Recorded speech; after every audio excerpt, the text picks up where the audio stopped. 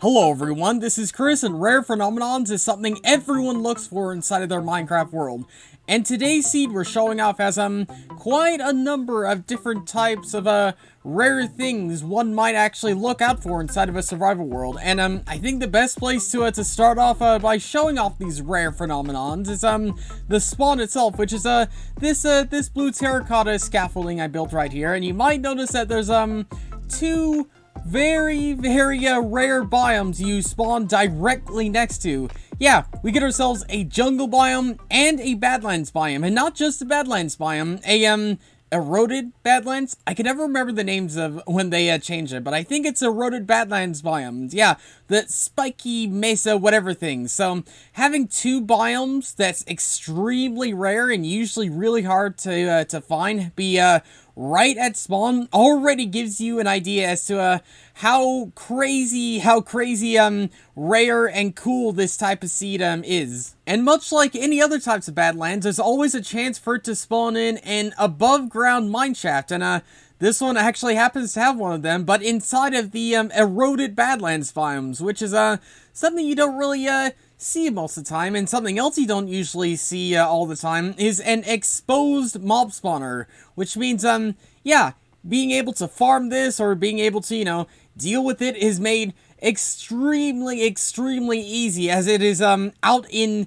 broad daylight, so you don't have to worry about any of the cave spiders or anything like that when dealing with it. And not only is there one cave spider spawner out in the open, there's also a second one just right over here. The unfortunate thing is that even if you stand like right in the center of them, I don't think you'll be able to make a double mob spawner, but it's still cool to have two cave spider spawners right in broad daylight, something you almost never see happen before unless you are particularly inside of a Badlands, which is where it's more likely to happen. But heading back into the jungle, one of the things people usually look for inside of jungles, not only the jungle wood or the bamboo, is the jungle temple. And just over here, about 50 to 100 blocks away from spawn, you actually get this jungle temple right here, and it's not too incredibly hard to even get inside of. So yeah, getting yourself essentially free loot right off the bat of spawn, pretty cool thing. Just watch out for any creepers or any of the traps inside of here, as always. And something that people don't necessarily look for, at least to my knowledge inside the jungles, but really should, is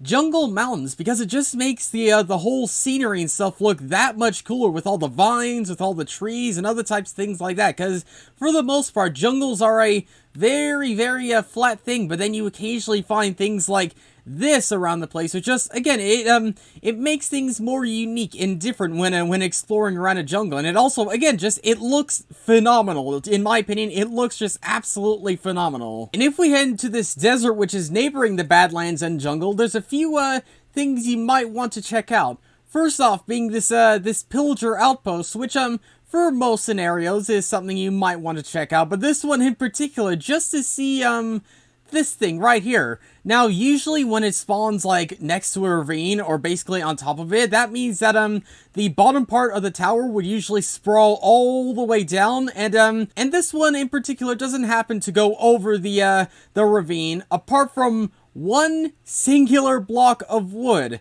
I don't think this is quite the exact way a pillager should build their outposts or something like that, but you know what, it at least gives an opportunity to see some very strange generations with them. And if this pillar of wood doesn't quite interest you as much as it does me, then maybe this abandoned mineshaft might interest you more. Yeah, not only do we have the Badlands mineshaft, we also have a traditional one, but this one is made much easier with the fact that it actually spawned inside of a ravine. And oh, I didn't even know this, but there's also an amethyst geode sitting itself right here too. So easy accessible amethyst too by only heading down to this one ravine. So even more reasons to head around to these coordinates then. This isn't quite as awe-inspiring, but you also get this smaller eroded Badlands here, so in case you want, the experience of it, but not be too overwhelmed with it, then maybe head yourself over to these coordinates. But you're almost definitely gonna want to head to this one village, because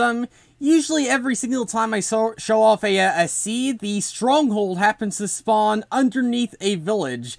And this one is no exception. This is the village which houses the stronghold, and the way I could tell that is because of this. Yeah, this bit, the entrance bit of the stronghold just so happened to spawn right on the surface of the world, which makes, entering the stronghold and exploring it miles easier. But yeah, just the fact of it being just spawning right on top of here is like something we very rarely see inside a Bedrock edition, but this seed happens to have it at least a little bit. And of course, if you're heading to the stronghold room, you might want to know the coordinates of the actual end portal rooms, and here they are. And if you thought we were done with this desert, then you are slightly mistaken, because there is a lot of desert temples in here. There's one over there, there's one right there, there's one, I think, somewhere over there. Yep, just over there. We got one right there, we got one just over there, and to put it simply, there's a lot of desert temples inside of this one particular desert. Granted, this desert is a relatively decent size, so you are kind of expected to find a decent amount, but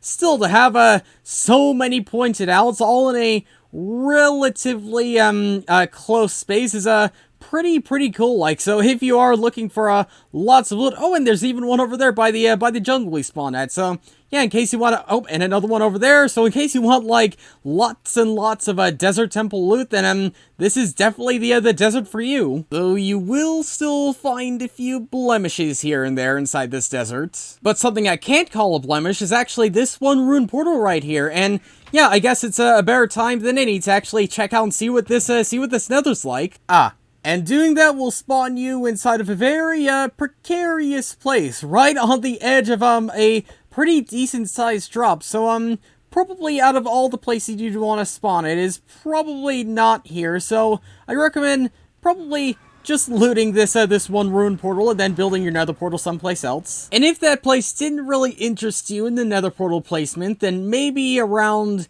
here might be a slightly more suitable place. Less for the nether portal, but more for this village, which happened to spawn right on top of I guess a desert mound or a desert hill, which makes this I guess desert mountain village, which is kind of a rare type of thing. Like, you usually see them maybe in the savanna villages or something like that, but I guess we have one here in the desert. And if this video didn't need to end, then I can almost guarantee you that I continue finding rare and unique types of phenomenons you almost never see inside of survival Minecraft. But I guess that's more of a reason to check this seed out for yourself. But yeah, for now, thanks for watching, and I'll see you all later.